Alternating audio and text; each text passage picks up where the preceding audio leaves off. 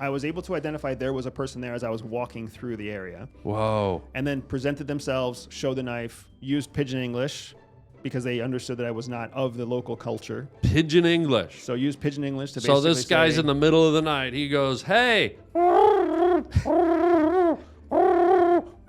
That's straight pidgin. That's just Okay, pidgin. my mistake. Sorry. Not up on my languages. Well, I am just a spaceman floating in outer space, and I'm riding on the Harland Highway. And you're riding on the Harland Highway. I'm just going to do this before we get going. Just going to do a quick screen. Make sure we're not... Nobody's bugging us. I think we're clean. I don't know. I've not seen that tool before. Oh, yeah. How Check it out. I gotta take a look. Yeah, you just look around and look for bugs. Make sure. I feel like I just have a fly eye. Right? That's what it feels like. And that term, when I say we're clean, you know exactly what I'm saying, right? I know what you mean. Right. Because, ladies and gentlemen, my guest here today, we'll get to his name in a minute, but more importantly, worked in the CIA, was with the CIA. Absolutely. And just so we're clear, full disclosure, I was with CAA for a long time. They rejected me, CAA. They rejected you? So you got into CIA. CAA won't take you, but they took a buffoon like me. I later went to William Morris, and that's classified. And now I'm looking at UTA, and that's between me and you. I gotcha. But, dude, tell us. First of all, let's hit the theme music. Ladies and gentlemen, and help me with the last name, Andrew. I don't want to butcher it. It's all good. Bustamante. Bustamante. Is that Italian? It's actually it's Spanish. Spanish. Even though the second place where it's the most popular in the world is the Philippines. Oh, wow. Yeah, so I have a lot of Filipinos who walk up to me and say, "Are we related?" Yeah. And I look at them and I'm pretty sure we're not related. Yeah, you're not. I can tell just by looking at you. No way.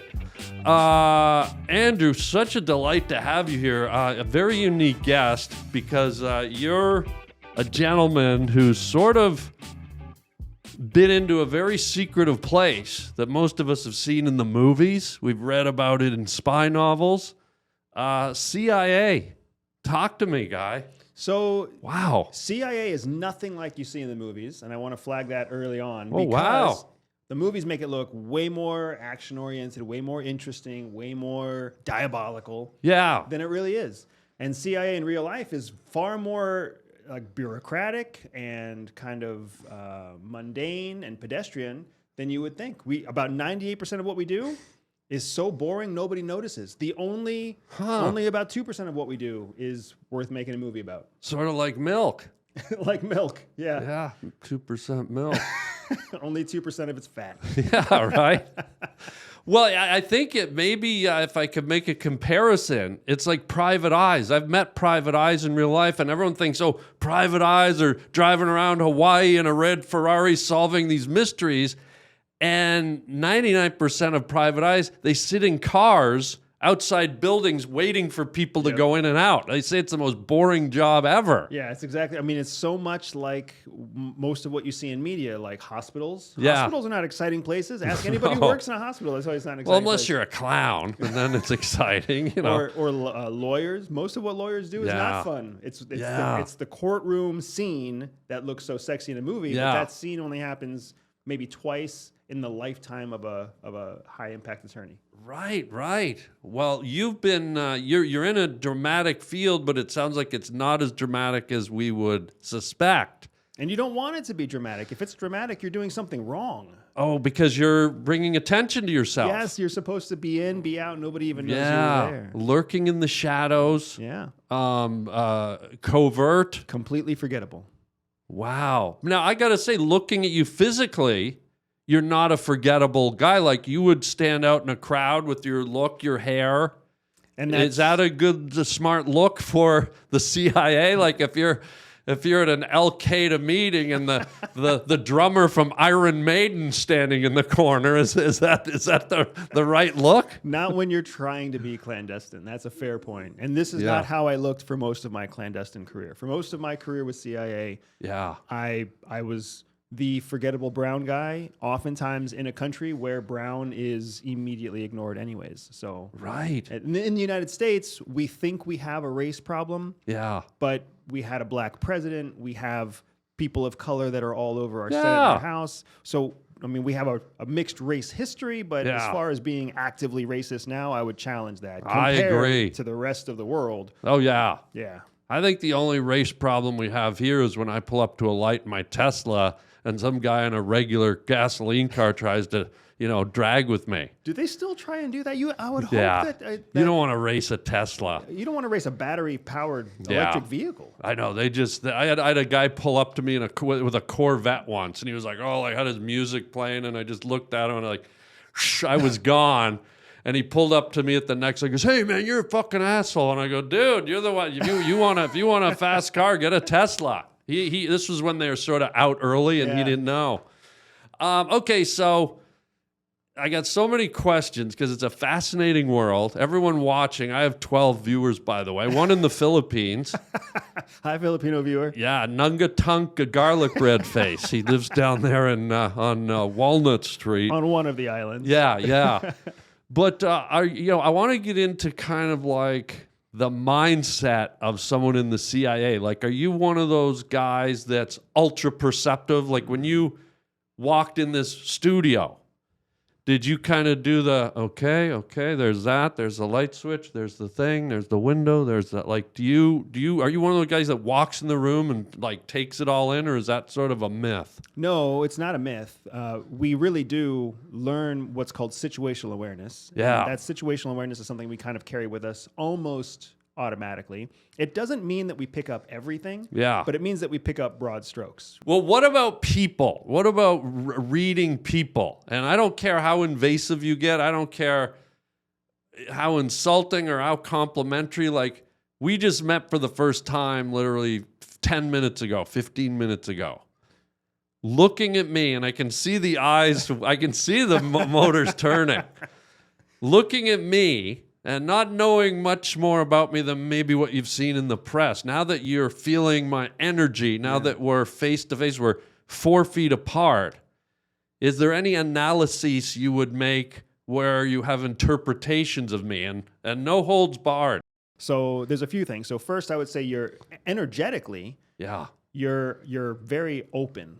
Now, I don't know whether you are a high energy person by nature or whether you are high energy in this moment because you're preparing to be in front of cameras, be in front of lights, or if with your experience and with your career, lights and cameras equal, energy comes on. But your energy outside was equal to your energy inside right now. Okay. I will say that you project energy very directly, very intentionally. Your voice is loud, it's booming. Your speech has a pace that's very consistent but slower. So is that learned behavior through your career, or were you built for this career by what happened to you as a child? And now you have to entertain, to get attention, to keep attention. Right. You have to speak slowly in order for people to understand you. I don't know where it's coming from. Yeah. But it's there and it's consistent on camera and off camera. Interesting. So it makes me feel like if I wanted to test what the limits were, I'd want to spend a full day with you. I'd want to spend a day with you around people. I'd want to spend part of a day with you in private. Like, when do you change? Yeah. Do you change at all? How much of this is truly you? How much of this is learned? Okay, fair, great analyses, and I'll illuminate you on one of them. The slow sort of speech pattern, it's just how I was born, and through the course of my life, I've literally had people like wonder if I was slow. I don't get that. when I was younger, I think. And then when I was in high school, the kids used to call me stoner because I sort of had a bit of a drawl. And then when I lived in Europe, all the Germans, all the Europeans were convinced I was from Texas because I sort of had a bit of a slower drawl. And so you nailed it with that. That's funny. I mean, it's a very clear speech pattern. Yeah. That's largely absent of a heavy Canadian accent. Yeah, somehow that got weaned off of me. I didn't try to do it. It's just I've been here 30 years. So it's very natural. But it's inviting, it's ingratiating. I would be shocked if you don't have... I would be shocked if not everybody feels like your friend the first time they meet you. Oh wow, I like that. Yeah. Well, I like to feel the same. It's reciprocal. When I meet people, I like to put out the friendship vibe. It's coming through. So well, let me ask you this, and I don't even why I would expose myself to this. Anything nefarious coming through? Any deviant or scary or violent? Anything that nope, don't hold back. Is there anything in my eyes or on my aura where you're just like, whoa, dude, what's in the basement? no, actually not at all. Oh, okay. I can understand why people would assume that you might not be intellectually advanced. Okay. I can totally sense that because you're so chill and you're so open, where generally speaking, the smarter somebody is, the more closed and the less open they are. Education kind of breeds distrust.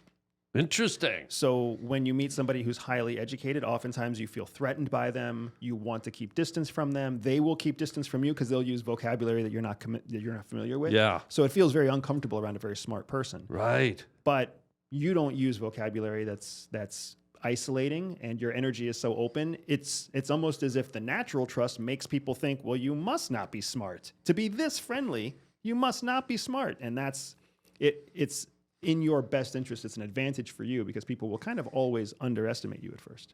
Looks like stupid's paying off, gang. Last laughs on you, smarties. Looks like dummy got it this time. That's right. To gullah garlic bread face. Just garlic bread face. And you browners. Dummy came out on top this time. I like that. Well, that's interesting because that's a huge... I mean, when you're in the field... You have to learn not to be smart. Oh, really? Because so many of the people they recruit are very, very smart people. Right. And if you think about the average American experience, you're supposed to work hard, earn accolades, and then like promote. You're supposed to look sophisticated, act sophisticated, speak sophisticated. You're supposed to demonstrate your power through your intellectual learning. Okay. And then you get to CIA and they're like, hey, you're here. You've arrived, hooray, high fives, fist bumps. Now you need to be the dumbest person in the room. You need to learn how not to talk about yourself. You need to learn how not to brag. You need to learn how to listen, how to subdue everything about you. You're used to wearing the nicest clothes so that everybody notices you. Stop doing that. Be unassuming. You're used to blend in. You're used to having a great body so that people notice your body. Get rid of it. Like, do everything you can to go gray. I would say I would agree with all of that, but the idea of like not keeping your body in prime shape, knowing that, and correct me if I'm wrong, do CIA agents often run into scenarios where it gets physical and they might have to fight for their very life if they're uncovered or if they're in a precarious situation? So it's a ladder of security. So almost like concentric bubbles, if you think about it, right? Put yourself in a bubble, and then you have a bubble around that bubble and a bubble around that bubble. Let's just call it bubble wrap. Bubble wrap. Yeah. So the first layer of bubble wrap is supposed to be your cover. So all of the backstopping, why you're there, who you are. So if you're supposed to be an academic, if you have a phenomenal body, those two things kind of contradict. Don't fit. Yeah. How do you have time to have that great body if you're a master in some Greek language? The two things contradict. So right away somebody meets them and they're like, this doesn't make sense. And the great body on the Greek academic makes them memorable. So even in an academic setting, if you go to a language conference, you're not going to see a bunch of people who are fit. And when you do see somebody who's fit, they really stick out. So it starts to contradict the cover identity. So your first bubble of protection is your cover. So you have to prioritize your cover. Your second layer of protection starts to become your defense of your presence, what we would call cover for action or cover for, hold on, I just lost it. There's two different covers. It'll come to me later. But okay. Your cover for action is the cover that you use for doing the thing that you're doing. Okay. So you've got your first bubble wrap, why you're there at all. Yeah. And then your second bubble wrap, why you're doing the specific thing that you're doing. So consider somebody walking down a street through a neighborhood. They might be there, bubble wrap 1, because they're looking for a house. But that doesn't give them the cover for action to actually knock on a door or to open a mailbox or to, take a picture of a house. Right. It's harder then. So they have to have a different reason for describing why they're doing the thing that they're doing. That's your second layer of bubble wrap. And then only after both of those 2 bubble wraps fail do you ever have to worry about a police officer or a local watch person or a private security guard coming through and not believing your first bubble, not believing your second bubble, and then laying hands on you. Once they lay hands on you, we use something called biomechanical advantage, which is different than physical strength, to be able to defend ourselves. And that makes it so that whether you're a 55-year-old fatty or whether you're a 22-year-old partially disabled person, you can still use self-defense techniques without having to be strong or fit or superior biologically. And this is part of the CIA training. Correct. Where I'm guessing it's all about leverage and maneuvering and all like judo and... Right. Yeah. We have our own self-defense system. Yeah. We call it operational defense. It's defensive tactics that use biomechanical advantage. So essentially, it really is to the place where some bodybuilder from down the street can come up here. He can outweigh you by 40 pounds and be 25 years younger than you, and you could still take him to the ground. Yeah. Because you understand the biomechanical advantage. Yeah. The physics. He doesn't understand. The physics. And I think judo is actually a martial art that leans into that a lot. Yes, where you could have a bigger guy and you grab him by the collar and you shift him.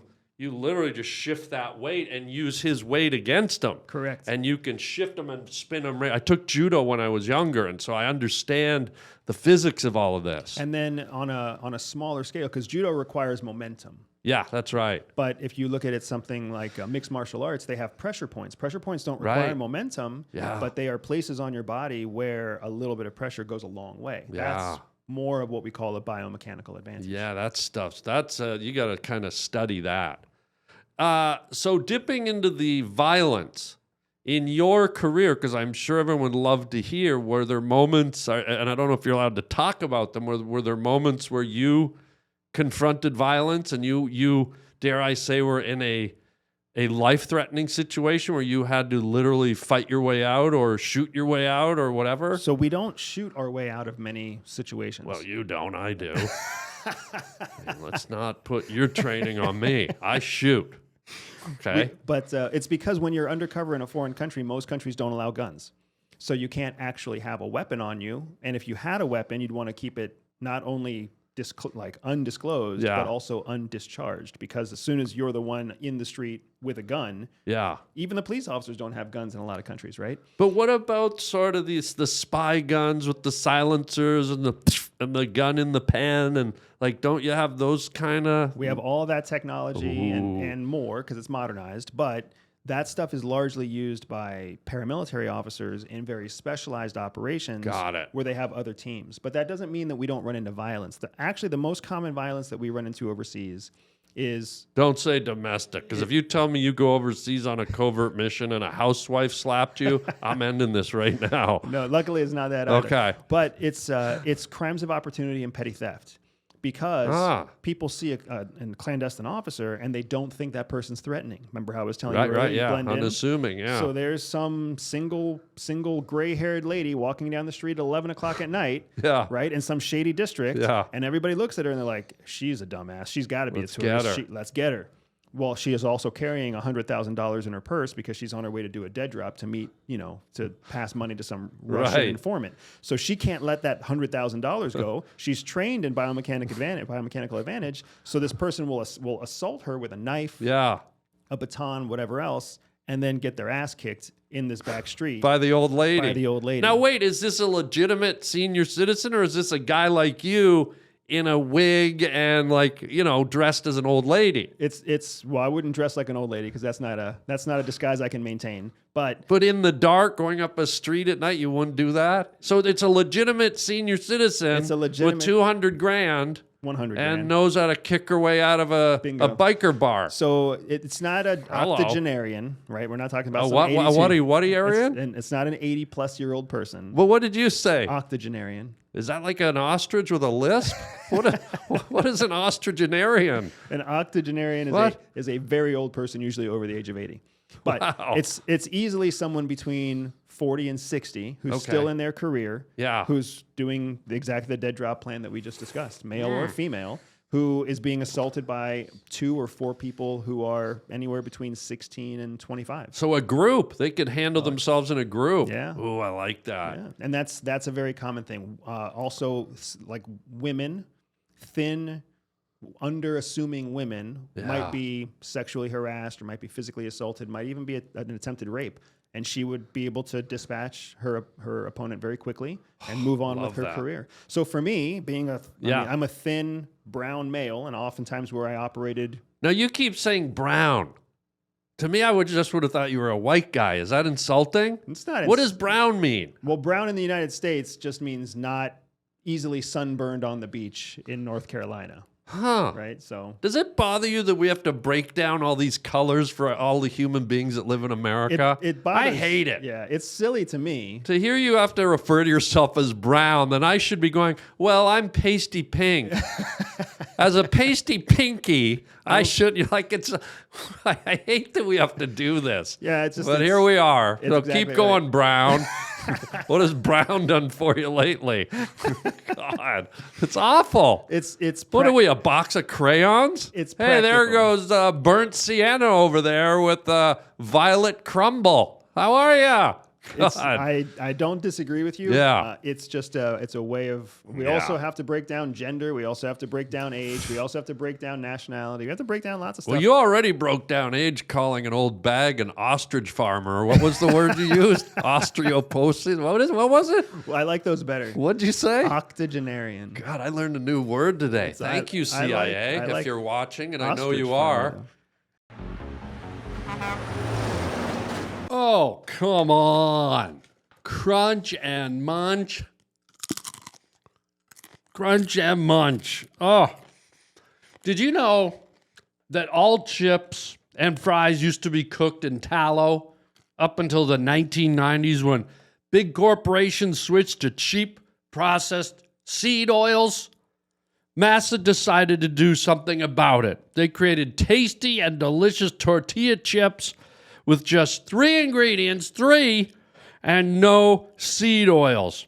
Organic, nixtamalized corn, sea salt, and 100% grass-fed beef tallow. Crunch. Personally, my favorite flavor right here is the original. The flavors are great, but I like to taste the original. Ready to give Massa a try? I mean, go to massachips.com/Harland and use code Harland for 25% off your first order. That's massachips.com/Harland and code Harland for 25% off your first order. Don't feel like ordering online? Well, starting in October, Massa will be available nationwide at your local Sprouts supermarket. Stop by and pick up a bag before they're all gone. Crunch and munch.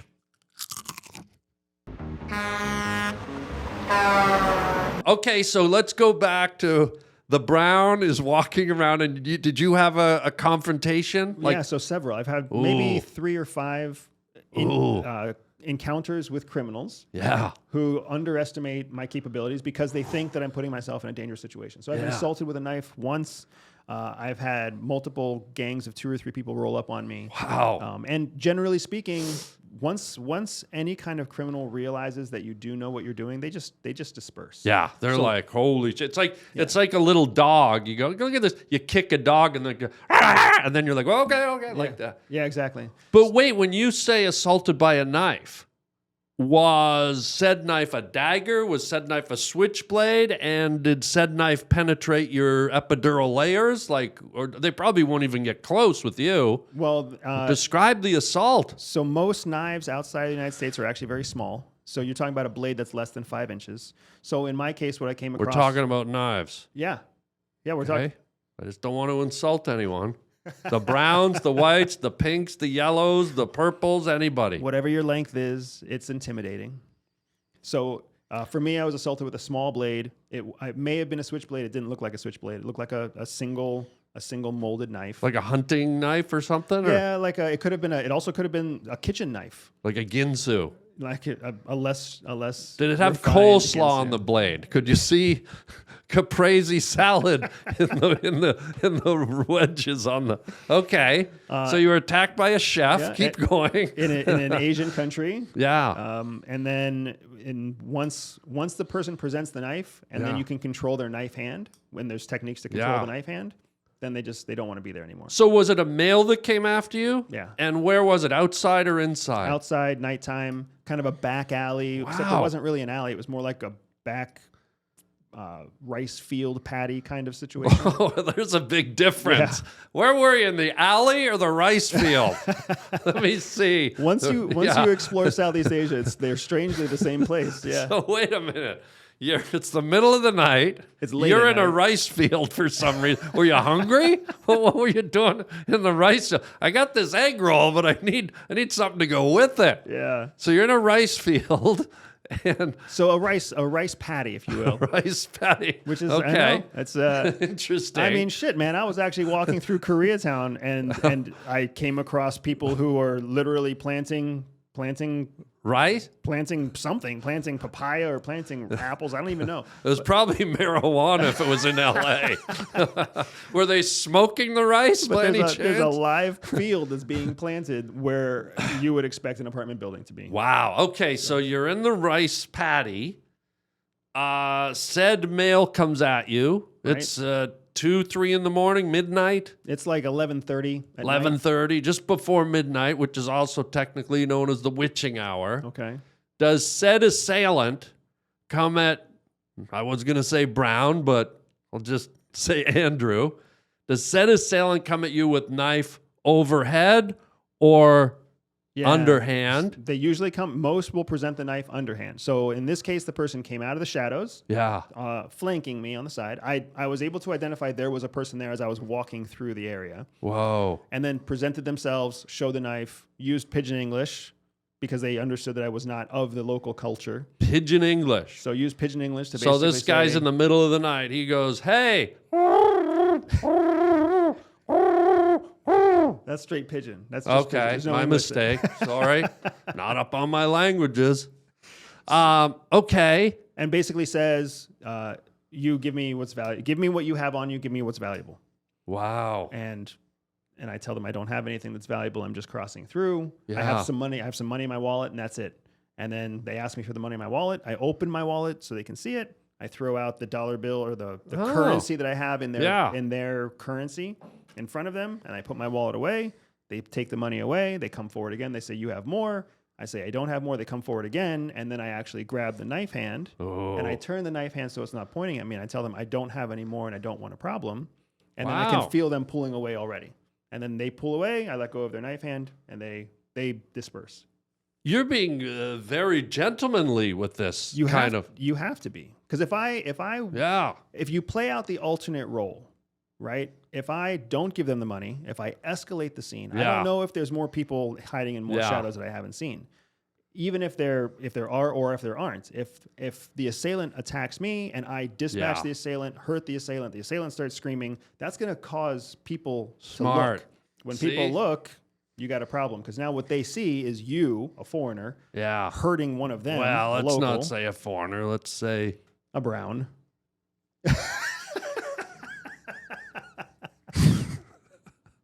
And we can't have that. It's just I don't really ever hear a brown. That's just making me laugh somehow. But please refer to me as ugly, pinkish, pasty, right? eggshell, salamander white. Well, this is fascinating because there's.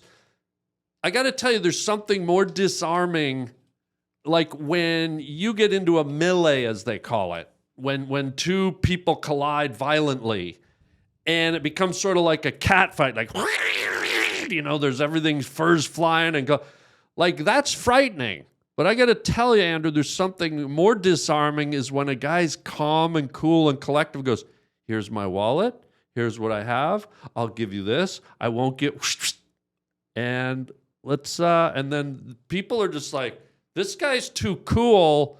I'm robbing him right now. And this guy's like totally like, he's making it almost like business-like. Yeah, we call it de-escalation. Yeah, it's very effective, and it's almost scarier than toxic energy coming at you. Yeah, and we want to avoid escalation because escalation makes things unpredictable. Yeah. De-escalation keeps things where you're the one in control because you know what your next step is, but you're not presenting the predictable outcome to the aggressor. Yeah. When the aggressor sees what they predict to be true, then they stay focused on their agenda or they'll escalate their agenda. But if they are de-escalated immediately, if it's unpredictable what they're stepping into, they make mistakes. This is going to seem sort of metaphysical, and I don't know if this ever happened. Have you ever been on an escalator, been assaulted, and you had to de-escalate?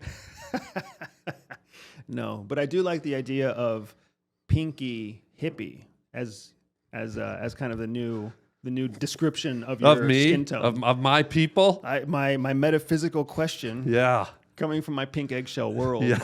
If you're ever in a mall on an escalator. Oh, yeah. Right? That's sort of deep. It's almost sort of Nietzsche or whatever his stupid name is. There's a book there. Yeah. There's a book there, and there's How to de-escalate on an escalator. My journey through life on the rice paddy. $4.99. There's an audience. Yeah. Okay, I want to ratchet it up a bit now because this is a unique situation for me to have someone like you. And again, you can go as deep as you want. Okay. And this is a tough question, but I would ask it if you were law enforcement. But have you ever had to shoot someone, kill another human being? I have had to kill, but I have not had to shoot. I have not had to shoot. So there's a So you've killed another human. Most CIA officers who get to my level before they leave have been engaged in some sort of kinetic, lethal process. Wow. Yeah. So you, Andrew, have killed another human. So I understand what you're getting at. Yeah. And the technical answer to what you're saying is yes.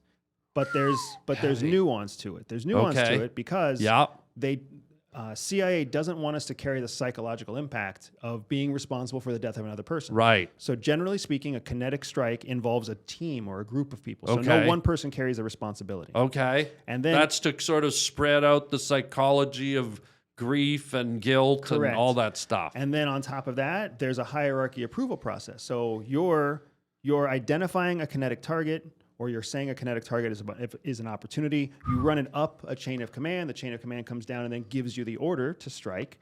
And then you, as the team, work together to execute the strike. Wow. And then there's a difference between intimate and...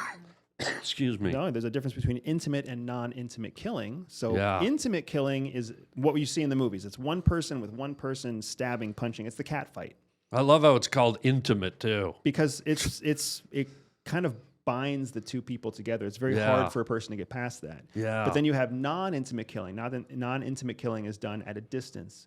So a drone strike where you're dropping multiple bombs or multiple drone strikes or sabotage operations, or when you give the green light to the Navy SEAL team that goes in, all of those are versions of non-intimate killing. And it's non-intimate for everybody involved. So even the SEAL team operative who's pulling the trigger feels a sense of distancing from the target when they kill.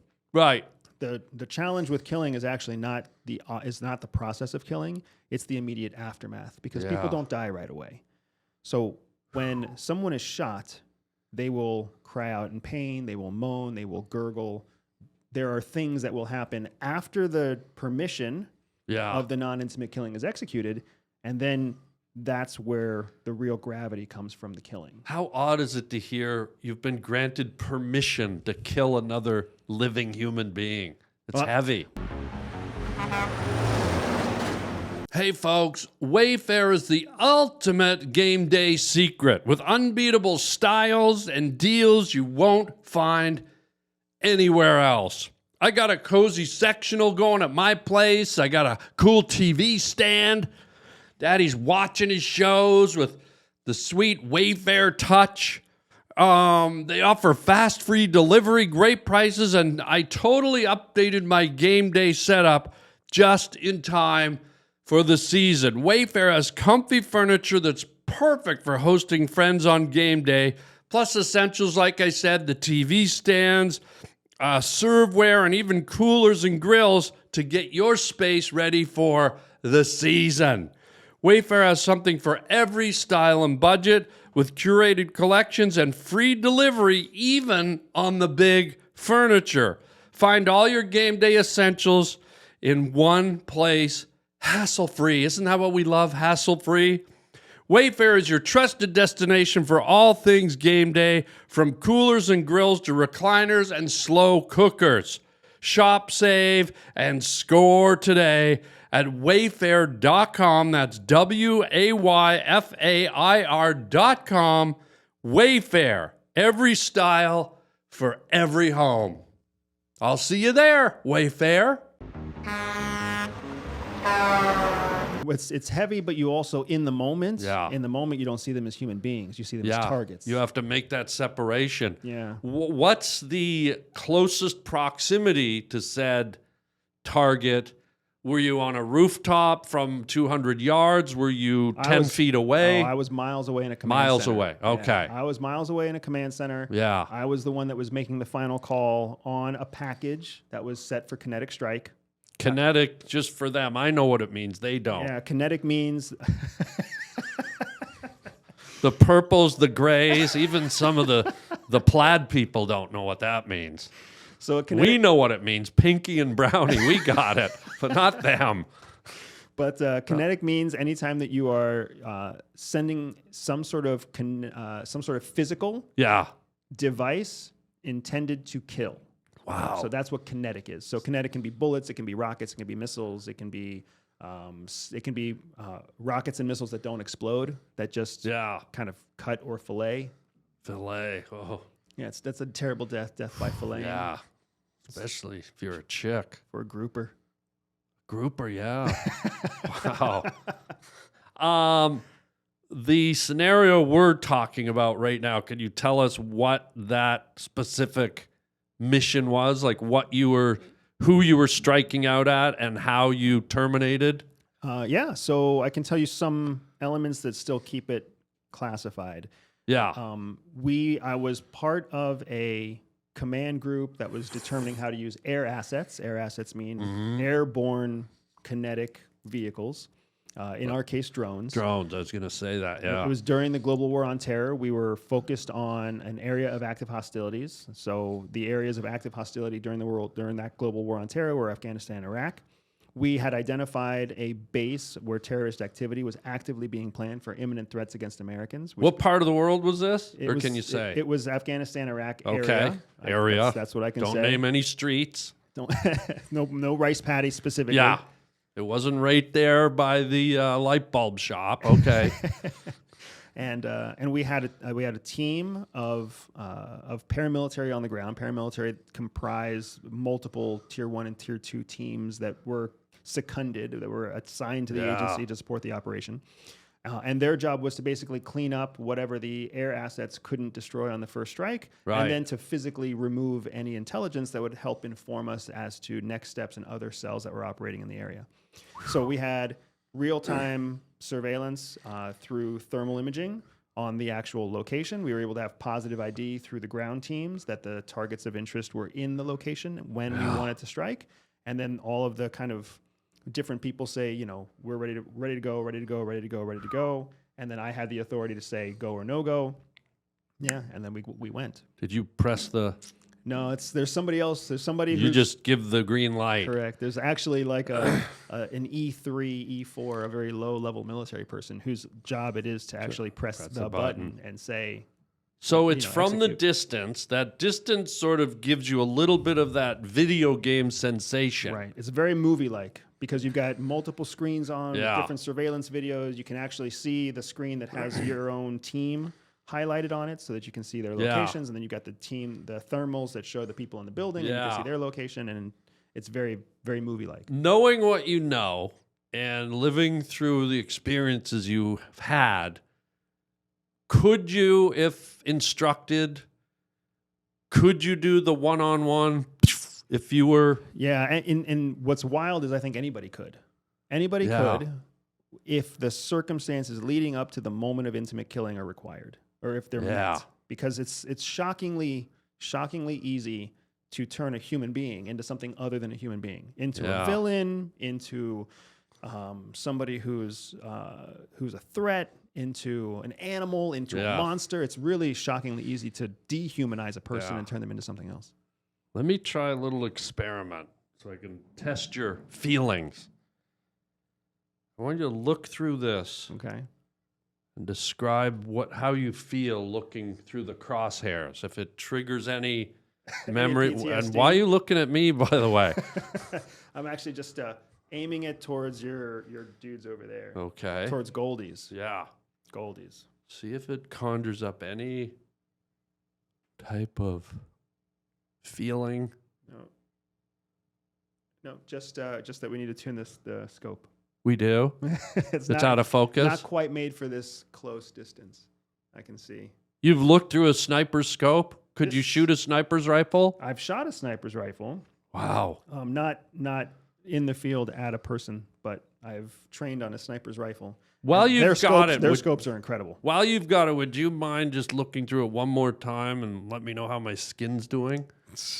Let's see. I can see. Yeah, you look good. Maybe there's a little bit of pinkiness going on. Too much time in the sun. Need some moisturizer. Okay, well you didn't have any psychological tick or any type of adverse reaction to this could be a trigger for some people. Yeah, for some people. But you handled it very calmly. That's the goal. And I'm wondering, looking in your eyes, if inside things aren't. Is everything okay? Everything's okay. Andrew? That laugh. That nervous little laugh is a tell. I just don't know what to tell you. That's a deflection. I don't know. Hang on. I don't. There we go. What do you see? Besides where I missed my close shave. Interesting. You see people through crosshairs. It's still just crosshairs. Yeah. Wow. Isn't it? It's such a weird world that we live in where human beings, me and you and our families, our uncles, our sisters, our brothers, we could be the targets of death and hatred and war. And is there ever a world where you've been immersed in the CIA and all the bureaucracy and all the government red tape? Is there ever a scenario where Andrew goes, this is just sort of like a game, like a bunch of kids playing a very dangerous adult game? Does it ever feel like that, or is it always very crystal clear that I'm on a mission? And No, it's not. It's not crystal clear that I'm on a mission all the time. Because what happens, especially as you gain experience in the field, is you start to realize that there is no adult. Because you said kids in an adult game. Yeah. There are no adults. We never really mature past late high school, early college. Right? We're just stuck there. We're stuck at that shitty kind of 19 to 22-year-old window where you're always self-conscious.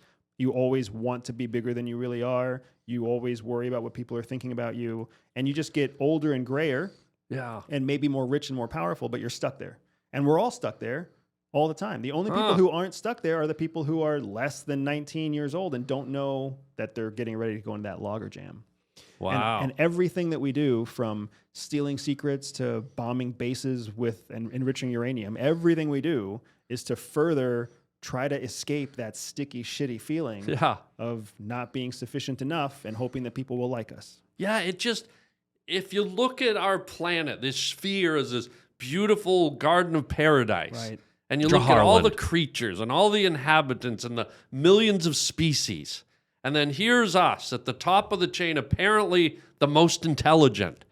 And we're playing all these chess games with human lives and geography and power and money and position.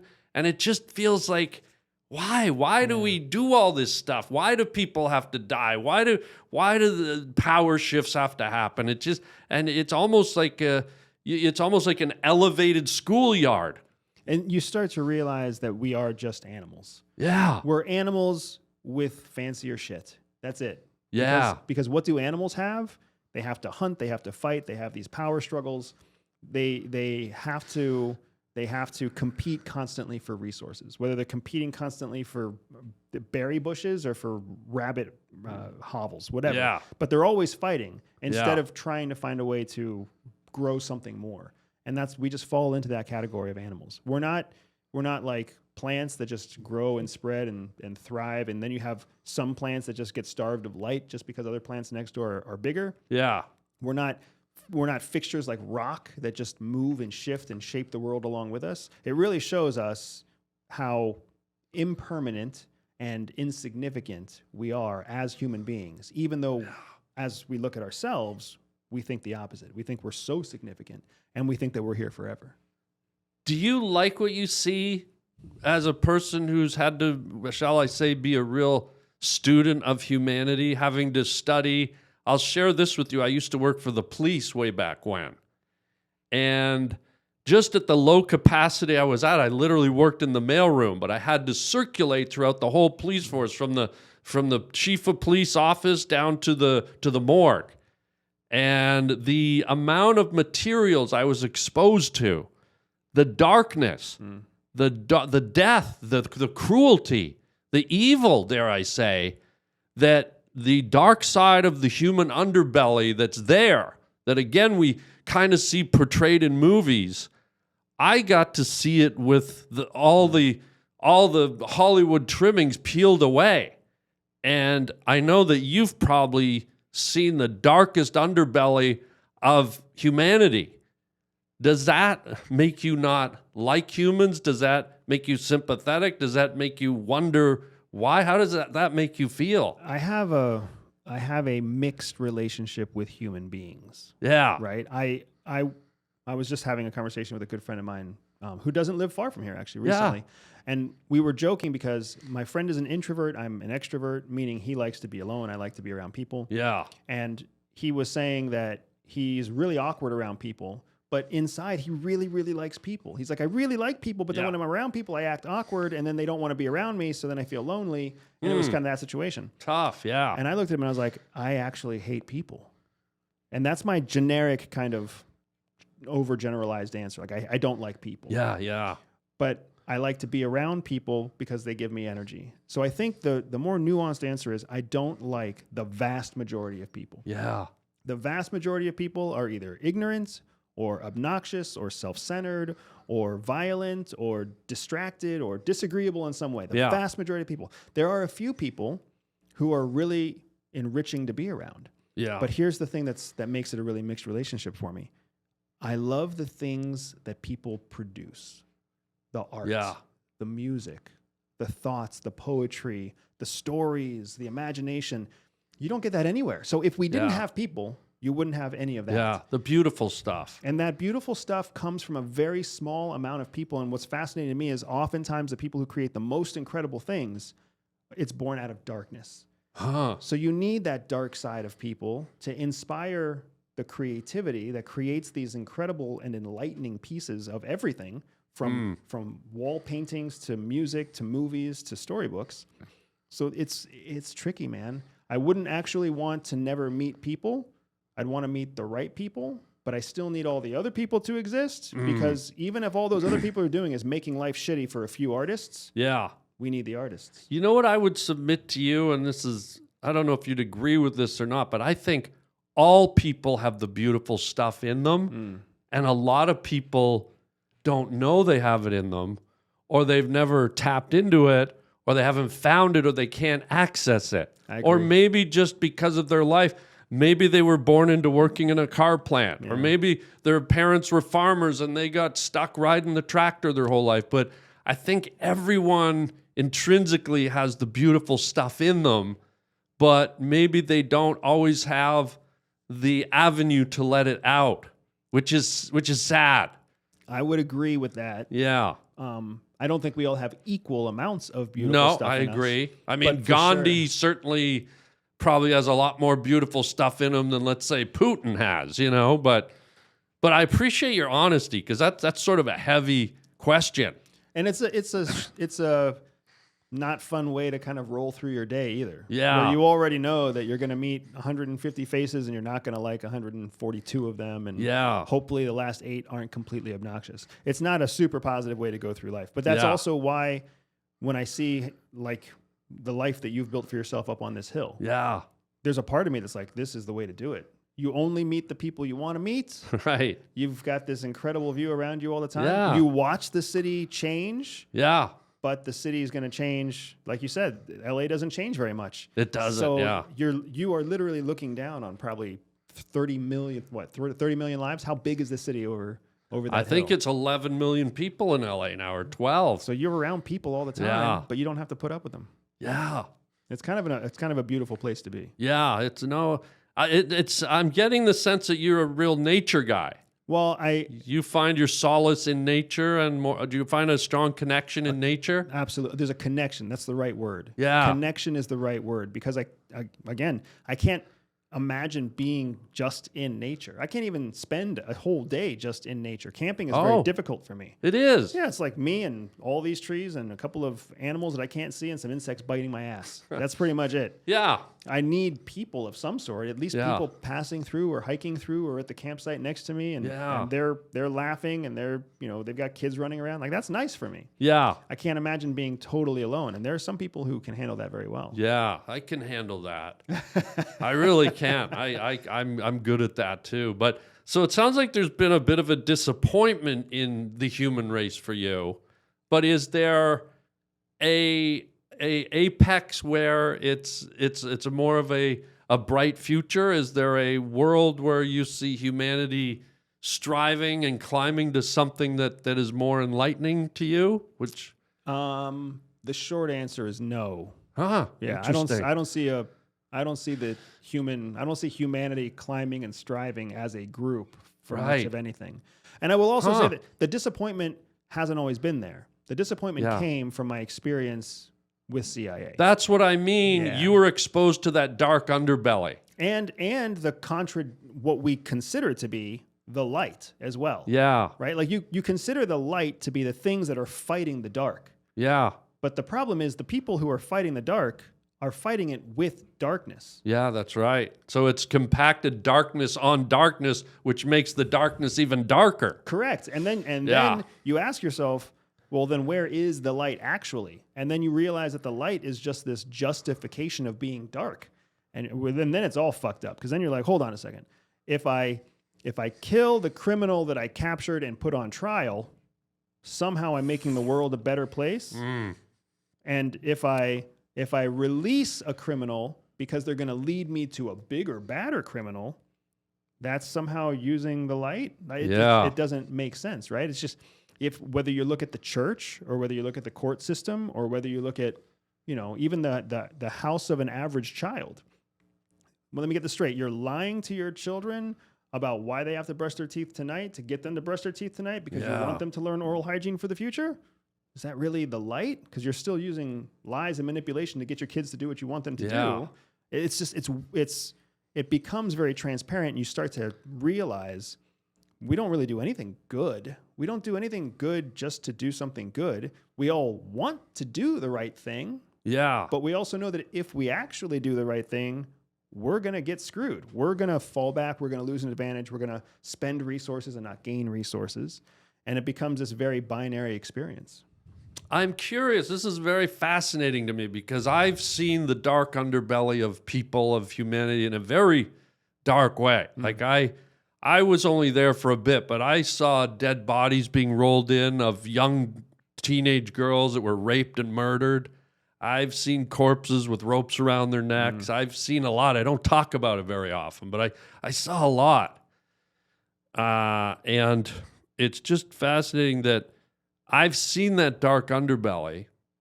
I found a way to rise up over it somehow. I'm not sure exactly how, but there's a positive light and an energy that I think I opened myself up to allow so that I could survive seeing all that. Does that make you have hope for humanity, or does that just help you cope with the dark? It makes me have hope for everything, for the biggest eternity. It makes me, it's almost like that picture behind you. It's like light that shines out, because what I want to submit to you, because I can feel that you have a bit of that darkness you speak of. Sometimes it can creep up and slide over you and take you even when you're not a dark person. And because you have this bit of an outlook on people, I want to say to you that don't let the darkness slide on top of you. Thank you. And you've seen the shit show. You've seen some really dark stuff. And I can sense you're a good, caring, deep person. And I can almost feel a little bit of the darkness has got on you, like almost like a film, like a dirt. And I would submit to you, don't let it, even though you've seen it, reject it and push it back. And even though it's hard, try to look for the light and let it on you. Yeah, I mean, I appreciate what you're saying, and I appreciate the concern. I would characterize it a little differently, only to say that to pursue the light takes effort. Yeah. So in my ways, I am absolutely putting effort into keeping, like you said, the dirt off. Yeah. Right. And we all have to put effort into keeping the dirt off. Yeah. Or else we're gonna be consumed. It's like, that's right. It's like because it keeps coming at you. It reminds me of the never-ending story. Yeah. If you remember that from when we were kids. And Artax, the horse that gets sucked into that bog of sadness or something like that, right? Yeah, that's a good analogy. And that's exactly what it's like. And that's in my experience, that is exactly what the world is like. If you don't actively try to fight it, you're just going to get sucked in. And that's why you see so many people who have been consumed, who are just angry and bitter and constantly the victim and constantly feel like they have no control, and they just end their life as bitter, lonely people. Yeah. Until the final weeks or days when they find some kind of hope at the end of the tunnel, and then they want to recant all their ways, whatever. But I think the effort looks different for all people. There's some people where the effort looks like scripture or prayer, and then there's other people who the effort looks like escape. I am an escape type of person. Yeah. I need to find my house on a hill. Yeah. Right? To borrow what you have in your backyard. That's what I'm looking for. So the effort I'm putting into it is, how do I escape by finding my paradise, if you will. Yeah. Right? And there's plenty of paradise to choose from, because in contrast to humans, the fucking globe, the world, is an amazing place. Yeah. And, there's incredible places where humanity meets nature, and it's just gorgeous. If you've ever overlooked Hong Kong, what I've done that. Incredible sights. Yeah. Do you know what I mean? And if you've ever had a chance to see Vancouver Island from a boat, incredible place. Like there's all these locations. Niagara Falls. There's Chicago, for crying out loud. There's locations right here in LA where you can see the two come together, and it's a beautiful thing to see. Yeah. Without drowning in the ocean of the dark people. Yeah. And I will submit this too. The light is also strip away the human stuff. The light is also, it's so obvious, it's the light. You go outside and there's the golden light, and just let that land on you and inhabit you and crawl on you. And it's a very simple matter of energy and visualization. It's beautiful. But every day, just let that land on you and settle like a dust. And I think you'll feel it. It's funny that you say that, because the last 2 nights we're staying in Koreatown. I'm in LA with my family. We're on a tour promoting our book. Yeah, we got to talk about that too. And every night from our Koreatown apartment, we have a west-facing view. Nice. And then the pink sunset comes up at night, and the tall palm trees of LA, that are going in that westerly direction, and it's a beacon. It just calls to you. It just tells you every night at 6:30 or 7 at night, come outside and take a walk. And you walk these streets lined with these gigantic palm trees on a purple and pink sunset. Yeah, that's the light. It's gorgeous. You can feel it. Yeah. And by the way, that pink that you're seeing, that was me on my balcony drying off after a shower. I mean, it's old pinky. I mean, this is fascinating. You mentioned your book. I was going to mention your book earlier, but we got into it so good. I'm really enjoying this, by the way. And thank you for being so open and honest, and it's wonderful. Tell us about the book. I want to tell us about that. Absolutely. Please. My wife and I co-wrote a memoir about our time at CIA together. My wife is a former clandestine CIA officer. Okay. I'm a former clandestine CIA officer. We met, we married, we had our first child at CIA. And in our memoir, we tell the story about how we were chosen for a very unique mission to operate together. Wow. So we actually went undercover together and as a tandem operating couple is what the term is. You're like a real life Mr. and Mrs. Smith. And that's a common connection that people make. Even though it's a very uncommon process at CIA, they don't often put husband and wife teams together. And you don't have you don't have 19 machine guns in the bottom of your fridge. Correct. Okay. It's not quite like that. But we were put on an operation together to carry out a high-stakes mission against a major American adversary. And it was tied to the fact that there was a mole that had been identified inside CIA. So CIA was dealing with a mole back at home. They needed a way to create new operations that the mole didn't have access to. And that's what made them look to do that, to bring Jihi and I and my wife into... What's her name? Jihi, Jihi. That's a beautiful name. Yeah, it's a Japanese name. Imagine if her last name was Joe. That's Jihi Joe. G.I. Joe, G.I. Joe. Beautiful. Good night, G.I. Joe. Yeah. Good night, Optimus Prime. I don't know how you role play, but whatever. It doesn't work very well for voice to text because when I talk to my phone and I say her name, it comes across with autocorrect as Jihad. Yeah, right. So it's just... Yeah, you're on the no-watch list. Exactly. You're on the no-fly list, yeah. Well, what an interesting place to meet your partner, too. And when you went into this world, did you ever go into it thinking, I hope there's some hot chicks here? I went into the world absolutely hoping for hot chicks, but I didn't think they'd be at the agency. At the agency, yeah. I thought it was going to be like, a bunch of kind of bullish, hardworking, just dunces like me. You thought you'd be like bending a hot Russian spy over the Berlin Wall in the middle of the night, giving her the old Gorky Park. Something other than a beautiful, brilliant person that I work with. Wow. That's amazing. I don't know if I was just short-sighted or what, but then I get to the agency, and in reality, CIA has all kinds of different people. So it certainly has that like bullish, stubborn, I don't want to be around you kind of girl. Yeah. But it also has tons of brilliant girls and beautiful girls and tall girls and short girls and girls that are on the autistic spectrum and girls that are like... Really? And boys along the same path. So there's autistic CIA agents? There's a lot of them. Do I shoot them? Do I? No, I'm a good driver. I'm going to shoot them. And that's exactly why you have autistic people at the CIA. Because once you tell an autistic person, hey, what you have to do is go out there and hit this shot from 2,000 yards. They're obsessed. Then they're like, okay, here we go. And they're good. Wow. And then they come back and like, I hit the shot and boom. Well, let's... No remorse. Yeah. They're like, now I'm going to go watch Judge Wapner. So given this environment where obviously your wife sounds very attractive and smart, and was there competition for her admiration at the CIA? Were you the only guy that kind of got attracted? Or were there other guys going, Yeah, there was definitely competition for my wife. Yeah. And you got her. And I was fortunate because my wife is a very jealous Old person. Rice Patty Brownie got her. Yeah. But yeah, my wife is a very jealous person. So she was less interested in the fact that I was pursuing her and more interested in the competition that was coming from other CIA officers to me. So then that triggered her desire to like win. Oh, so you had more CIA hotties coming on to you. It didn't even matter because my wife didn't like anybody else flirting with me. So even if I didn't have a hottie flirting with me, she still wanted to win. So it was kind of... I love it. Yeah, nobody ever really wishes for the fat chick to hit on them. Yeah. But then when the fat chick hitting on you, it motivates the hot chick to talk to you. Then you're like, hey, let's go whaling. Whaling? Or wait, what was that?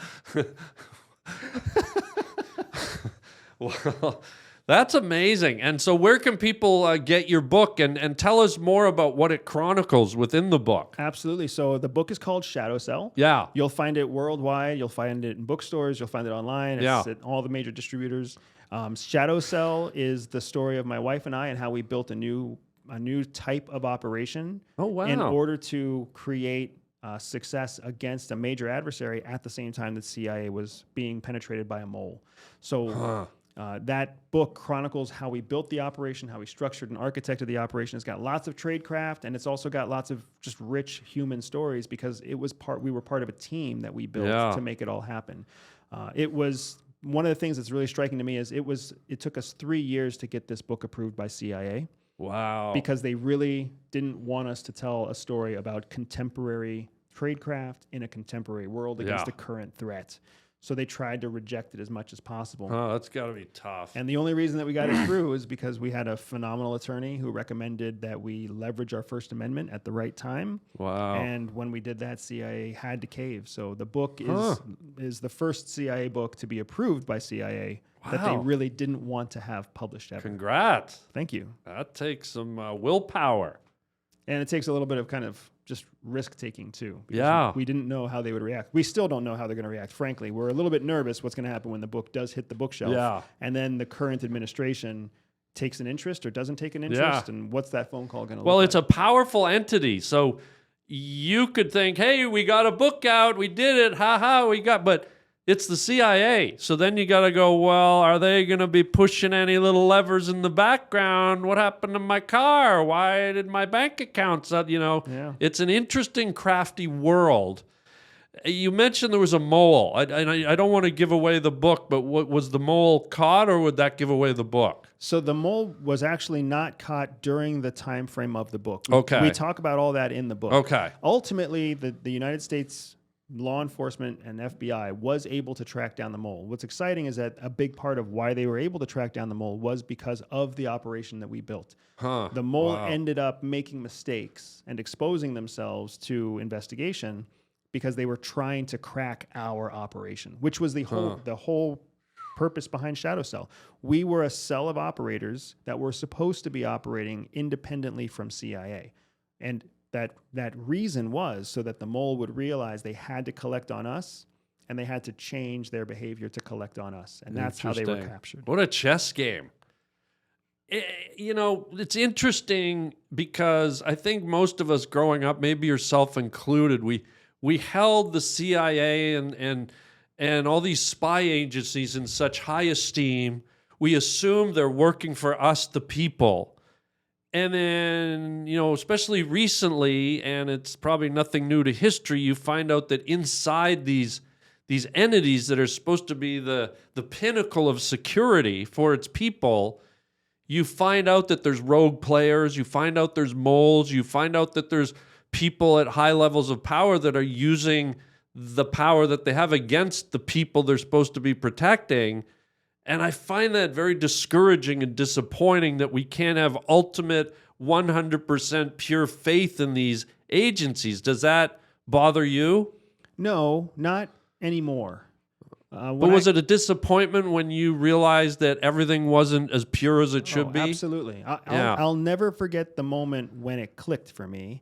I was in my second tour. I was overseas. I was carrying out an operation, and then the operation was immediately defunded because priorities, intelligence collection priorities, shifted almost 180 degrees, literally overnight. And it was because a new congressman had been added to the intelligence subcommittee. And with that new congressman, they had the power to change the collection priorities that we were on. And in that moment, I realized if everything can change because one policymaker is added to a panel of policymakers, what the hell are we doing? We're certainly not serving the American people. Yeah. We're certain, because I signed up for CIA to protect my mother and my sister and my kids. Very noble. Yeah, like most of us. Yeah. We sign up because we think we're going to make a difference, and then you realize that you're shifted in different directions according to dollars, and those dollars are handled by an intelligence committee that's a bunch of elected Congress people, and those elected Congress people are elected by 20 to 30% of their voting base. Yeah.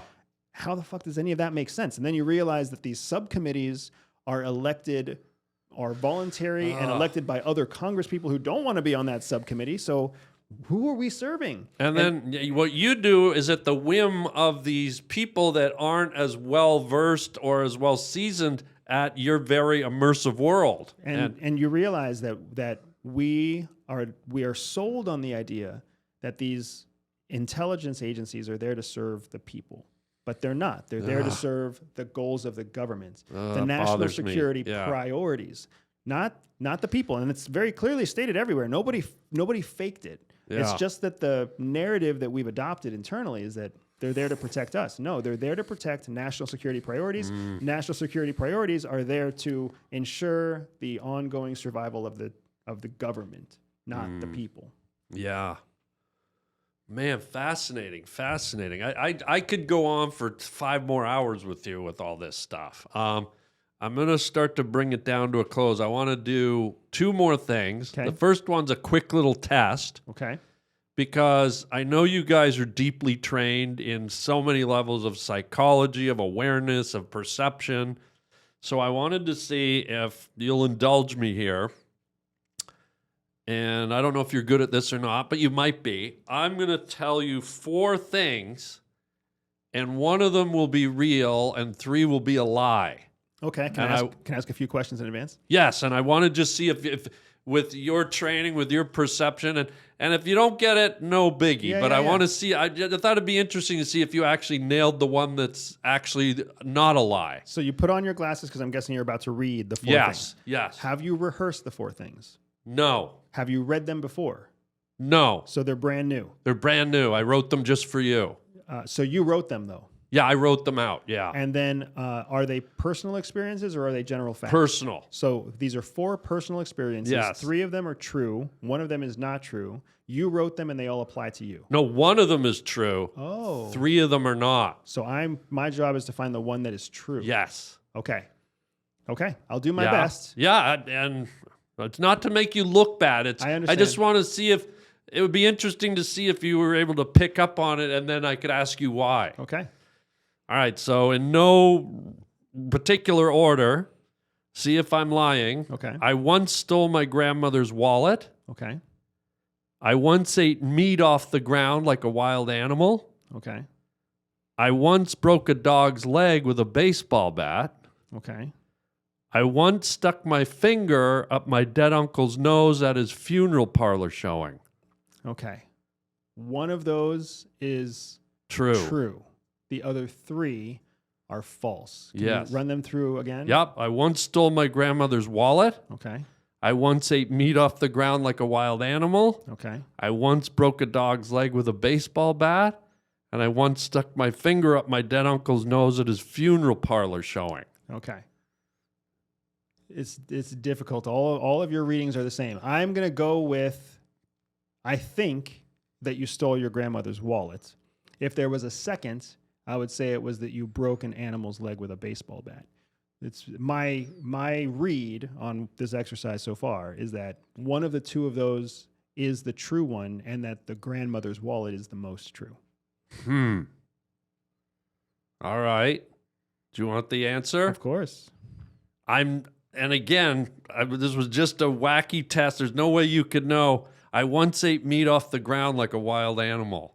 So there's a number of challenges to this kind of exercise, right? Yes, it's tough. It's rehearsed, and that's difficult because you wrote it, you created it. So in the process of creating these lies, you had premeditation before you created them. Right. Which takes away a lot of the physiological tells. And then the second is that as you crafted these statements, you crafted them in private, you crafted them with an intention. It's all very skilled liars and professional liars do what you just did because we understand there's an advantage to having the time to craft a lie in advance. When you talked about stealing your grandmother's wallet, if that in general, I chose that because it was the least detailed and the shortest amount of words. Right. Generally, when people tell the truth, they're telling the truth in stated facts in the shortest amount of words. And when people add more words, it's usually a sign of lying. But that's assuming that they haven't had a chance to premeditate their lie. That's assuming they haven't had a chance to craft it. It's when you're talking to them in real time. You know what's interesting? In reality, I did steal a $10 bill from my grandmother's purse when I was a little kid. So maybe that's something you picked up. But the true one, and by the way, just so you know, because I know you're skilled and you're trained, I'm going to let you in on a little secret. I was doing my very best based on the data that I know from movies and news stories. I was doing my very best to stay kind of neutral. Correct. And I didn't, and even one, I did a little fake laugh on one of the lies, thinking, oh, if I do this little laugh, he'll pick up on that and think, but that was the funeral one, which you didn't go for. Yeah. So I was we were sort of mind, I don't want to say fucking, but we were mind sexual intercoursing each other, and it felt real good. I want to do it again. I was just about to, no, I'm kidding. But you did the right thing. Yeah. Right? You neutralized your nonverbal communication. You also had a very consistent verbal communication. Yeah. You presented them all on the same pace at the same tempo. That's what I did that by design. The only thing that was different is the length. So what you did is you limited the anchor points that I could use to determine what was truthful and what wasn't.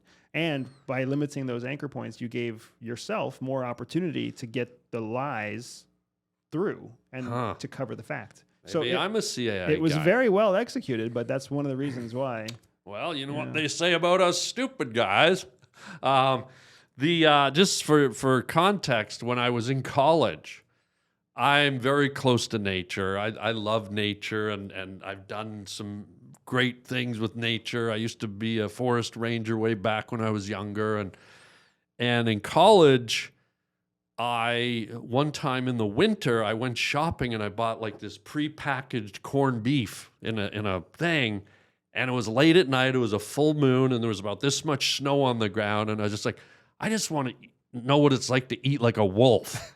And I literally opened the back door, threw the meat out onto the snow, and got down on all fours and and I was like shaking it around and like an idiot, like a complete. But I wanted to feel that experience for some reason, and I was like, and I was eating it, and I swear to God, I looked up and the neighbors were standing on their porch going, and I told my buddies, and they go, what's wrong with you? But this is the stuff I do. So many stories I'll never tell, but you got one out of me. Well, that is something that is so incredibly human. Yeah. The idea of experimenting in private with things that you would imagine people would think is crazy. Yeah. We all do that, whether that's the person who rips wings off of an insect or smells their own toenails or who knows. Yeah. There are people who do this stuff all over the place. And there's nothing inherently wrong with the experimentation, but we all feel a little bit guilty about it because of the social norms. This is one of them. Well, let me get to our final segment, buddy. Andrew, this has been great.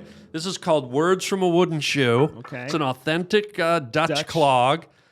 Random words inside. Reach in, pull one out, and see if it triggers a story from your journey, someone you know, something that happened to you. This is a fun idea. Yeah, and see if it gets something out of you that. What's your words? My word is dating app. Dating app. Okay. So this actually triggers a couple of things for me. Here we go. So I've never used a dating app. Okay. Because I was married before dating apps really took off. Good, yeah. But I've had many, many friends who have had to use them. I've had friends at CIA who have been through divorces and then had to learn how to use dating apps. Oh, wow. And that's what really comes to mind. So CIA, it's very particular about your digital footprint. Right. So your Facebook account or your Instagram account or your LinkedIn account, they're very, very particular about what you put up there. I didn't think of that, yeah. Well, then you've got all these single people in an age of dating apps. So then CIA had to find their way through policies about what you could or couldn't have on a dating app, what dating app you could or couldn't use, what profile pictures you could or couldn't use, what locations you could or couldn't share. And it became this very complicated thing. And I had a really good friend who went through a divorce very young. So he was about 25 when he got married, divorced by 27. And that was right in the prime dating app kind of time frame. And he was busy and successful at CIA, but he wanted to find a future partner. So he's on these dating apps and trying to like manage his own security on the dating app by changing the locations, using VPNs whenever he logged into it. So sometimes it said he was in the Philippines and sometimes it said he was in like Egypt. Yeah. And it was just such a funny experience because he put so much work into the app. And I was like, why don't you just go down the street? You're in Washington, D.C. Yeah. Like, just go buy a girl a drink because this app seems to be a shit ton of work. And who's going to respond to your profile when it... Well, imagine the girl going on the date with that guy and she's like, wait, I thought you said yesterday you were from Korea. Yeah. What do you mean? I thought your car was green the other week. Like everything just keeps changing. Yeah, and he's taking pictures on these, Oh my intentionally God. taking pictures of himself against these like non-identifiable locations. Oh, wow. So you're just kind of like, dude, everything That's a about lot, you seems yeah. like a catfish right now. Is there enough people in the CIA that the CIA could create their own app? And the trick is you go into the app store and there's nothing there? I mean, that could be. I hope somebody at the agency hears that, because it's kind of a genius idea. Thank you. Inside of the agency, you could call it something like, I don't know, like Marble Time or something. There's CI app. CI app. Hello. Something along those, the agency insider. I don't know. But there's enough dating that happens inside, we call it intramural dating, inside the alumni. There's enough dating that happens in there that I bet the app would actually work.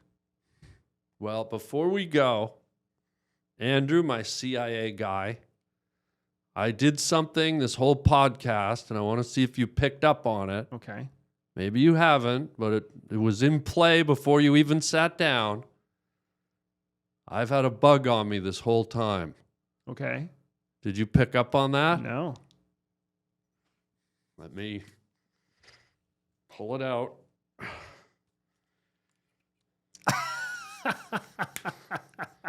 Buddy, from me to you. Wow. That is special. My bug, yeah. That is special. If you want to use that in the field, be my guest. Was it on your back? I'm not telling. Excuse me. Pinky doesn't give away his secrets. Nice try. Hey gang, are you craving more Harland Williams? Well, join our Patreon page at patreon.com/Harland Williams, where you'll get bonus episodes of the Harland Highway podcast, our special call-in show, and you can check in with our two goofy dolls, the Tender Frienders, two guys in their underpants. For a small monthly fee, you get extra Harland. Hey everybody, how would you like your very own personal video message from me, yours truly? It's your birthday, it's your anniversary, it's your graduation, or you just want me to make you laugh? You get to pick the topic you want me to discuss, give me some talking points, and off we go. You can get it for yourself or get it for a friend. It's super easy and fun. Just go to the Cameo app on your phone or to cameo.com. And I record a custom video made just for you or your loved one. Your very own personalized Harland. Andrew, what a pleasure, my guy. Before we go, take this moment to please tell the audience where they can find you on social media, plug your book, give them any information where they can or can't find you. Absolutely. And let it rip, my guy. You can always find me and everything that we teach at Everyday Spy at everydayspy.com. My book, Shadow Cell, is available on every platform you can imagine, anywhere where books are sold. Wow. Shadow Cell, C-E-L-L, Cell. Yeah. And then you can find me on social media at Everyday Spy. And of course, you can always find me on YouTube at my channel, Andrew Bustamante. Well, folks, if it's half as interesting as what we went through here today, which was just fascinating to talk to you, and there's so much more, maybe you'll come back and we'll flip some more stones over. You're going to love the book. Get the book. Tell your friends about the book, and you better get it because you never know where Andrew's going to be. You could look up, and he could be standing outside your window. He's CIA. With a bug. With a bug. He's going to bug you. Folks, that's it for today on the Harland Highway Podcast. Thank you for being here. Andrew, thanks so much. And until next time, everybody, chicken chow mein, baby. Your name's really Andrew, right? My name is really Andrew for today. Can I see some ID? I don't have any on me. Good answer.